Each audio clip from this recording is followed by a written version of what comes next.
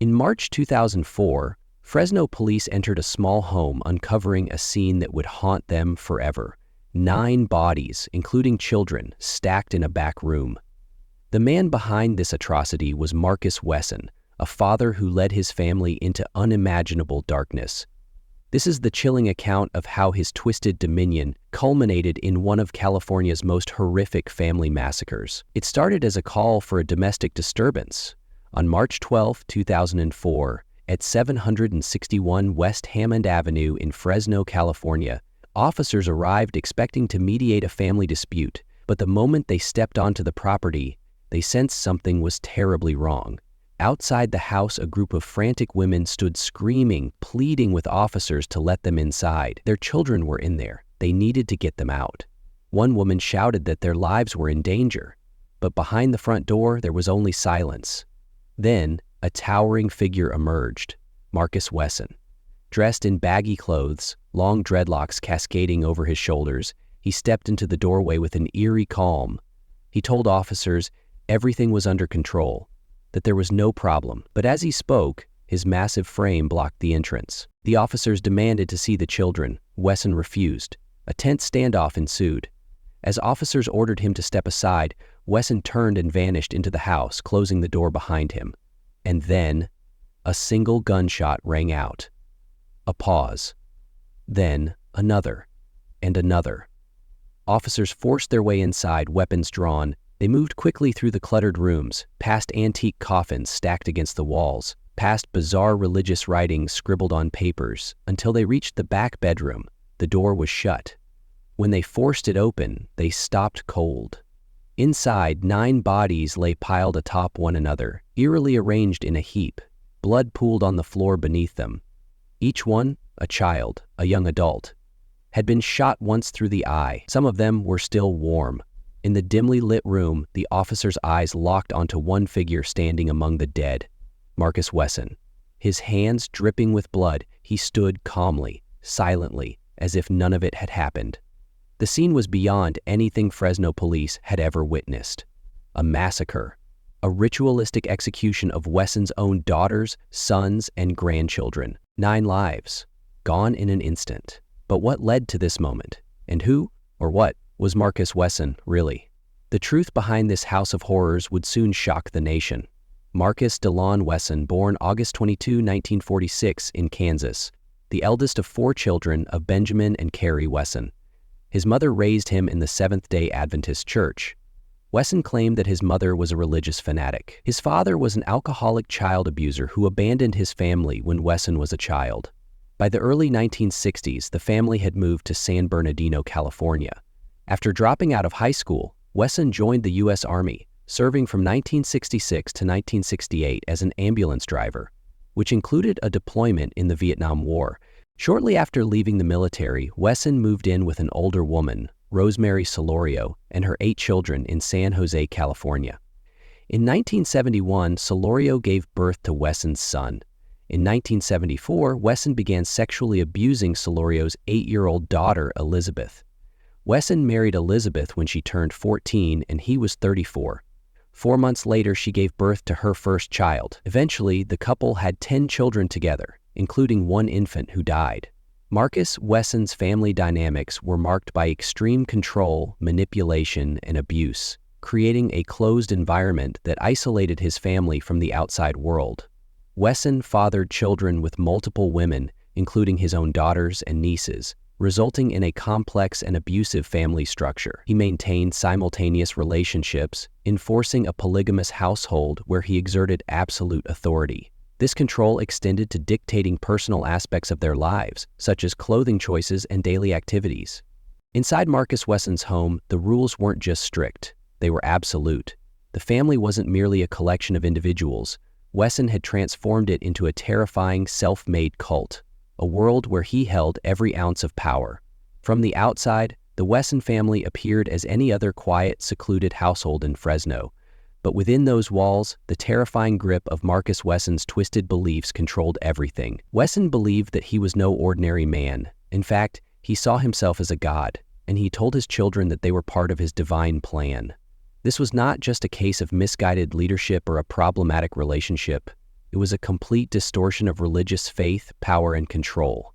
For decades, he instilled this belief in his children. He told them that he had been chosen by God to lead them, that they owed their lives and their bodies to him. This wasn't just about family, it was about power, and Wesson used his warped sense of divinity to assert his dominance over them. The women in Wesson's household were nothing more than servants to him, stripped of autonomy. His own daughters and nieces, some as young as 12, were coerced into becoming his wives. He manipulated them into believing that these incestuous relationships were sanctioned by God. It was a disgusting perversion of family and faith, and they had no choice but to comply. Wesson demanded that they remain loyal to him in every way. His control over them was all-encompassing. He even made his daughters believe they were married to him in the eyes of God. They were raised to follow him blindly, with no room for rebellion or independent thought. To them, their existence was nothing more than a role they played in Wesson's self-constructed kingdom. The children weren't sent to school. They were kept isolated, far away from the outside world. Wesson took it upon himself to teach them, but his lessons were nothing more than brainwashing. The teachings were rooted in his delusional belief system, Christianity twisted to fit his sickening needs. They learned to see him as a godlike figure, to fear and obey him without question. The world beyond the walls of their home was a foreign place, one they were not allowed to understand or explore. As far as they knew, their lives were solely defined by their obedience to Wesson's will. He imposed strict rules on them, rules that seemed simple but were anything but. Everything they did was monitored, from what they ate to when they slept to who they could talk to. No one was allowed to leave unless Wesson deemed it acceptable. Any attempt at independence, any attempt to break free from his grasp was met with brutal punishment. Disobedience was punished harshly, and rebellion was seen as the ultimate betrayal. The family members who dared question him, particularly the daughters who started to doubt the truth of his teachings, were silenced through violence and fear. Wesson's manipulation wasn't just psychological. He would also punish his children physically, sometimes using physical violence as a way of reasserting his control. Anyone who tried to escape or even think for themselves was met with terrifying consequences. His hold on them was so strong that even when some family members tried to leave or escape, they were drawn back in, either through fear or the belief that they could not survive without him. The psychological damage caused by years of living under such manipulation took its toll. Some of the children, despite the terror they faced, began to realize that they couldn't live under this rule any longer. They started reaching out to the outside world, seeking to escape the clutches of their father. Some found ways to get in touch with the authorities, while others confided in outsiders who would listen. The tension in the house grew palpable. The family members who had been raised in this suffocating, oppressive environment began to break free, and with every attempt to escape, Marcus Wesson's hold on them began to weaken. But even as the cracks started to show, Wesson maintained his grip. His power wasn't broken just yet.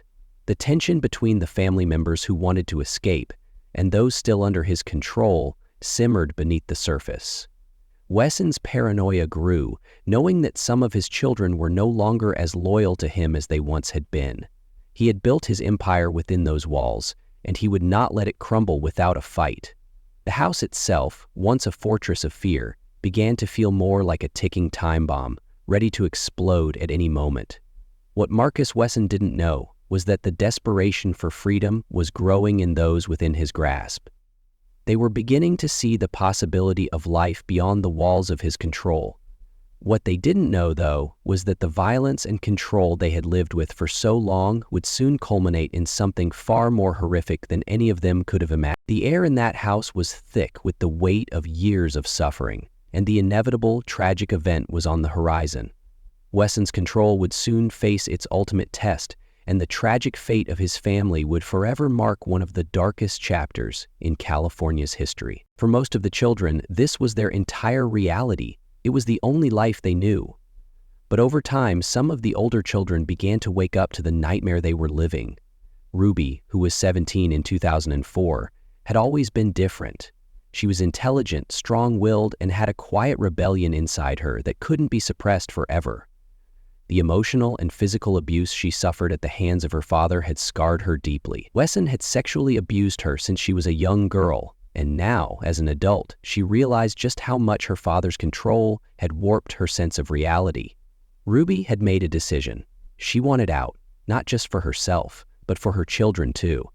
Ruby had started to confide in her sister, discussing her dreams of leaving and raising her children in a life far removed from the clutches of their father. It wasn't just about escaping the abuse anymore, it was about giving her children the chance at a normal life. The fear, the manipulation, the control, Ruby was determined to break free. But Wesson wasn't blind to her intentions. He had noticed her growing resentment, her resistance to his orders, and he knew that something had to be done to stop her. Meanwhile, some of Wesson's other children had also begun to question their father's authority, but the fear of retaliation, the psychological chains he had wrapped around them, made it impossible for anyone to act. They were all afraid of the man who held their lives in his hands. Ruby and her sister knew they had to act fast. The situation had reached a boiling point. After years of living in a house ruled by fear and manipulation, Ruby and her sister made the decision to take the first step toward freedom. They reached out to other family members who had been estranged from Wesson's control for years. They wanted to regain custody of their children and leave the toxic household once and for all. It was a plan that, if executed, would finally shatter the reign of terror that Marcus Wesson had imposed on their family. But Wesson had already seen this coming. His paranoia was growing. He knew that if Ruby and the others managed to escape, it would be the end of his reign. He would lose his power over them, and the world would learn about the monstrous reality that had unfolded behind closed doors. He wasn't going to let that happen. For him, his children were nothing more than possessions, and when they began to fight back, they became nothing more than obstacles in his twisted vision of control. On the morning of March 12, 2004, Ruby and her relatives arrived at Wesson's house. Tensions were high, too high to ignore. They were ready to confront Wesson, demand the release of their children, and finally break free from his oppressive grip. They knew the risks, but they also knew they couldn't continue to live under his thumb any longer. Wesson, however, was prepared for a fight. He refused to let them take his children from him. The house that had been a prison for his victims would soon become a battleground. He locked the doors, refusing to let anyone in. In his mind, they were all trespassers, trying to steal what was rightfully his. As Ruby and the others demanded to take their children, Wesson's rage escalated. The situation turned from a family confrontation into something far more dangerous. At some point, Wesson retrieved a gun, a handgun, and without warning began to shoot. His first victim was his own daughter, the woman who had dared to defy him. Ruby had always been the most rebellious, and Wesson wasn't going to let her leave. One by one, he shot his children, his nieces, and even his grandchildren, each one falling to the ground in cold blood. 9 lives were taken that day. But the killings didn't stop there. Wesson shot each victim in the eye, execution style, making sure they would never live to speak the truth of what had happened in that house. He then stacked the bodies of his victims in a back bedroom, among the eerie collection of antique coffins that he had hoarded over the years. The scene was both horrifying and surreal, almost as if Wesson had turned his home into a twisted shrine to his dominance. The police arrived at the scene after receiving a 911 call from one of the family members. They had no idea what awaited them behind those walls. Upon entering the home, they were met with a scene that was unimaginable. Blood, bodies, and the overwhelming sense that something deeply evil had transpired. The sight of 9 lifeless bodies stacked in a room, surrounded by the remnants of Wesson's bizarre, cult-like beliefs, left even the most seasoned officers shaken. Marcus Wesson was arrested that day. But the story wasn't over. What law enforcement didn't know was that the full extent of his actions was even darker than they could have ever anticipated. Wesson had controlled his family for decades, using fear, manipulation, and a twisted belief system to keep them in line. But his reign had come to a violent end, and the legal battle that followed would expose the horror that had been hidden for far too long. When the police arrived at Marcus Wesson's home in Fresno on that fateful March day, what they encountered was beyond comprehension. The scene was every investigator's nightmare. Yet, it was all too real. 9 victims, ranging from young children to young adults, lay dead in a back bedroom. Each of them had been shot in the eye, execution shell, a chilling method that suggested the work of someone with a twisted sense of control. The room itself was eerily silent, its cold atmosphere reflecting the brutal violence that had unfolded just hours before. A closer look would reveal even more horrifying details. Antique coffins scattered throughout the house, a morbid symbol of Marcus Wesson's self-declared authority as the patriarch, a man who believed he had dominion over life and death. In those first moments of the investigation, there were no clear answers. The police didn't know who was responsible for the massacre, and they didn't understand the connection between the victims. The magnitude of the crime weighed heavily on their minds, but as they began to piece together the evidence, the true horror of the situation became painfully clear. Marcus Wesson was taken into custody without resistance. He was a man who had controlled his family with an iron fist for years, a man who had isolated them from the outside world and forced them to live under his twisted, manipulative rule. While the authorities were still piecing together the facts of the crime, one thing was certain: Wesson was at the center of it all. But what exactly drove him to commit such horrific acts against his own flesh and blood? In the days following Wesson's arrest, details of his past began to surface. The media was soon filled with reports about the case, each more chilling than the last. Wesson's life story, once hidden in the shadows, was slowly exposed to the world. His background was as dark and twisted as the crimes he had committed. Marcus Wesson's early life was marked by dysfunction and tragedy. It was clear that the man standing in front of police, accused of being the mastermind behind this family massacre, was far from the man he had once presented himself to be. The courtroom in 2005 was a place where the echoes of the unimaginable tragedies still lingered. As Marcus Wesson stood trial for the murders of 9 family members, the world watched closely, awaiting the unraveling of a story so horrific it defied belief. His defense team entered the court ready to fight, but the prosecution's case was already powerful, painting Wesson not just as a murderer but as the mastermind behind an entire family's nightmare. A nightmare that had been brewing in the dark recesses of his Fresno home for years. The prosecution wasted no time in detailing the brutal, calculated nature of the murders. They showed the court grisly photos of the crime scene: 9 lifeless bodies, ranging from children to young adults, each shot execution style in the eye, as though Wesson had stripped them of their right to even look at the world. The photos of the crime scene were haunting. One bedroom lined with antique coffins, where these innocent lives were taken in the most heartless way imaginable. The prosecution hammered home the reality of the situation. This was not a spur-of-the-moment crime. This was years of manipulation, control, and emotional abuse that culminated in a mass murder. Marcus Wesson had used fear, coercion, and his own perverse belief system to enslave his family. He had convinced his daughters and nieces that they were bound to him, not just by blood, but by an almost spiritual connection. He had made them believe that he was a deity, their god, and they, tragically, had followed his every command. But it wasn't just the brutality of the murders that made the prosecution's case so powerful. It was the sheer scope of Wesson's influence. He had isolated his family from the outside world, sheltering them from any chance of escape.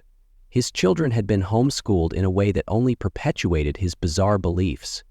He controlled who could speak, where they could go, and who they could be around. This was not a family, it was a cult, a toxic environment that preyed on its most vulnerable members. And it all came crashing down when family members, desperate for their children's safety, finally fought back.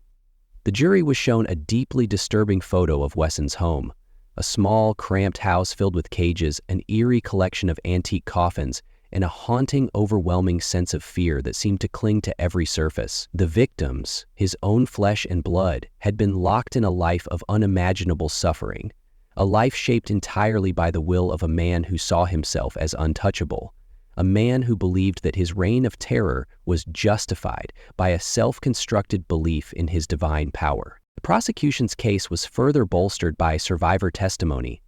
One of Wesson's daughters, who had escaped the grip of his control years earlier, gave a wrenching testimony, describing the years of physical and emotional abuse she had endured. She spoke of her father's manipulations, the false promises of salvation, and the ways in which he had used his twisted version of religion to control every aspect of her life. This survivor, who had broken free from the clutches of the monster that was Marcus Wesson, gave the court an inside look into the suffocating control he had over his family. Her testimony, filled with heartache and pain, painted a picture of a man who had turned a family into his own private prison.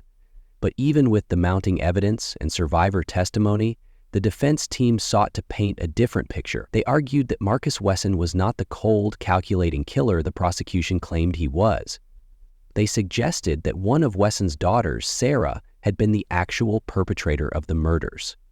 They tried to create doubt by suggesting that Wesson had been the victim of an emotionally unstable daughter who had turned on him. This, they argued, was the real explanation for the horrific deaths, but the prosecution wasn't buying it. They methodically refuted the defense's claims, showing that there was no evidence to suggest that Sarah had committed the murders. They pointed out that Wesson's actions had been carefully planned, executed with precision, and had only ended when he had eliminated everyone who could expose him.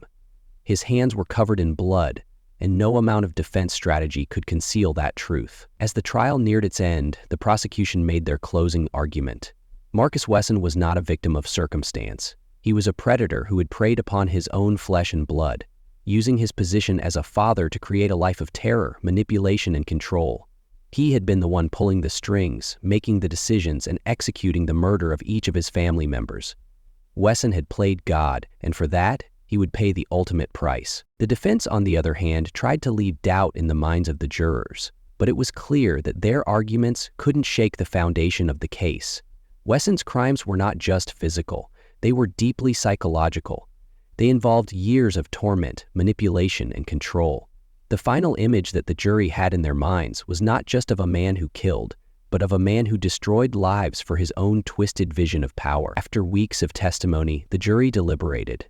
The evidence was overwhelming, the testimonies heartbreaking, and the crimes unspeakable. It took only a few hours for the jury to come to their decision. The verdict was clear: guilty on all counts. Marcus Wesson was convicted of 9 counts of first-degree murder, along with multiple charges of sexual abuse. In the days that followed, Wesson's sentencing was swift. The man who had terrorized his family, who had manipulated and controlled them for years, would now face the ultimate punishment. He was sentenced to death, a stark reminder that there are monsters who walk among us, disguised as fathers, uncles, and brothers.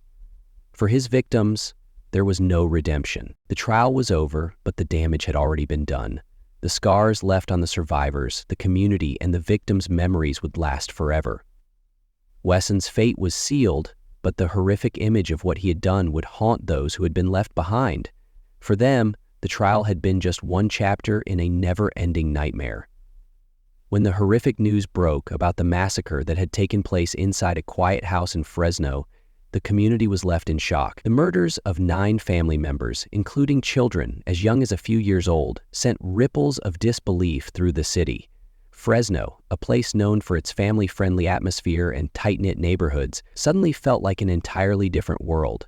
The idea that such a brutal crime could happen so close to home was simply unfathomable. In Fresno, the aftermath of the massacre left a trail of questions. Many local residents were haunted by the thought that something so brutal could happen in their midst. It left the community wondering what could have been done to prevent such a tragedy, and how many other families might be suffering in silence. The case became a grim reminder that even in seemingly peaceful neighborhoods, there can be unimaginable darkness hidden behind closed doors. It was a wake-up call for everyone, not just in Fresno but across the nation, to be more vigilant and to not ignore the signs of abuse, isolation, and control.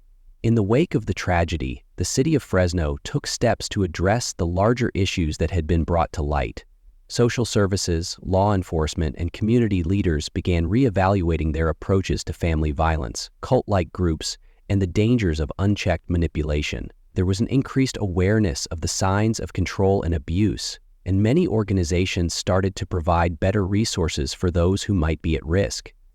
The case also prompted discussions about the importance of mental health and the need for more resources for families and individuals suffering from trauma and abuse. But even as the city tried to heal, the physical remnants of the massacre remained. The house where the killings had taken place became a focal point for local residents, many of whom were eager to see it demolished. In 2005, after much debate, the house was finally torn down, and the land was left vacant as a stark reminder of the horror that had unfolded there. While this act of demolition may have symbolized an attempt to erase the darkness associated with the place, it couldn't erase the memories of those who had suffered inside those walls. The lot where the house once stood remained empty for years, an eerie, vacant space that served as a permanent reminder of what had transpired. The city of Fresno, like the survivors, was left to try and move forward. But the question lingered: how did no one see the signs?